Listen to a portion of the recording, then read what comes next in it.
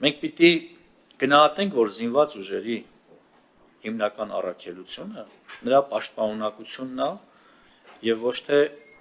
մարտական հերթապահություն։ Տարիներ շարունակ մենք շեշտը դրել ենք մարտական հերթապահության վրա, ինչը անխոս շատ կարևոր է։ Առանց մարտական պատշաճ հերթապահության հնարավոր չի լինել զգոն, հնարավոր չի լինել պաշտպանունակ։ Բայց շատ կարևոր է, որպեսզի զինված ուժերի հիմնական հատվածը ոչ թե զբաղվի մարտական հերթապահությամբ, որքան վաթնչի երբեմն պահակությամբ, այլ զբաղվի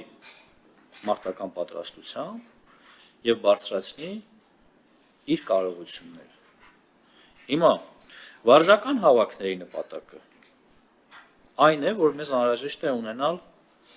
պահեստազոր, որը ըստ անհրաժեշտության կարող է հավաքվել, պատկերացնել իր խնդիրը եւ դառնալ բանակի կարևոր բաղադրիչ։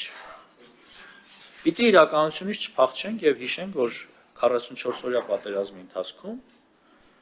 մեր հիմնական խնդիրներից մեկը հենց նաեւ նույն պահեստազորի ոչ պատշաճ հավաքվելու կամ հավաքվելու պարագայում նրանց ոչ մարտունակ լինելու տարբեր ու բազմաթիվ հարցեր, այդ թվում նաեւ ներդաշնակեցման բացակայությունը։ Դա չենք ունեցել։ Դե հիմա դա քանի տարվա խնդիր է, ով է դրա համար պատասխանատու, բոլորս ենք պատասխանատու կարծում եմ, որովհետև մենք բավարար ուշադրություն չենք դարձրել պահեստազորին, իսկ աշխարհում, եթե երկիրը կանգնում է պատերազմի առաջ, նրա հիմնական հենարանը ոչ թե ժամկետային զինծառայողներն են, այլ պահեստազորն է։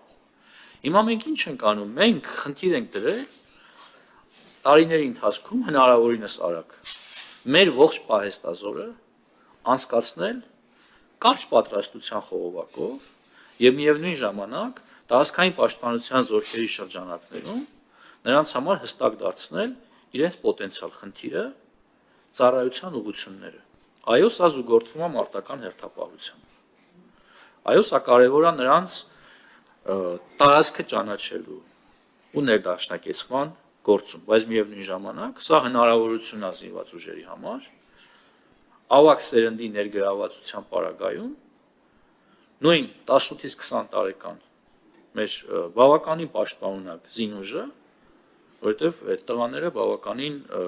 ուժը ավյունը տեղներն է, իրաց պետք է պատրաստվածության հնարավորություն տալ։ Նույնը վերաբերում է նաև նույն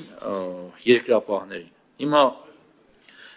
մենք հնարավորություն ենք ստացել վերջին տարիներին, ունենք զորամասեր, որտեղ ժամկետային զինծառայողները ըստ էության մարտական հերթապահության չեն զբաղվում, զբաղվում են պատրաստությամբ։ Ըստ անհրաժեշտության ես ձեզ առանձին կարող եմ այդ զորամասերի մասին ինֆորմացիա տալ։ Իմացողները նույնիսկ կարող են իմանալ, որ զորամասերի մասին է խոսքը։ Այսինքն, եթե մենք ունենք այդ հնարավորությունը, որ ոչ թե մեր զինուժը գամենք առաջնագծին 14-օրյա, այսօր արդեն մեր կարգը թույլ է տալիս 20-օրյա մարտական հերթապահության, այլ նրանց ռեսուրսը օգտագործել պատրաստվածության բարձրացման համար, ինչի դա չանենք։ Այսինքն, եթե մի անգամից կարողանում ենք լուծել բազմաթիվ խնդիրներ, պատրաստությունից, ներդաշնակեցումից, տարածքի խնդրի ճանաչելիությունից, մարդկանց բանակին կապելու, այդ թվում նաև պոտենցիալ պահեստազորին, մենք դեպքեր ենք ունեցել, հիմա էլ ունենք դեպքեր, մարդը 45 տարեկան է, երբեք վարժական հավաքի չի մասնակցել։ Սա աննորմալ երևույթ է, եւ մենք ընդհանրապես փորձում ենք սա դարձնել նորմալ,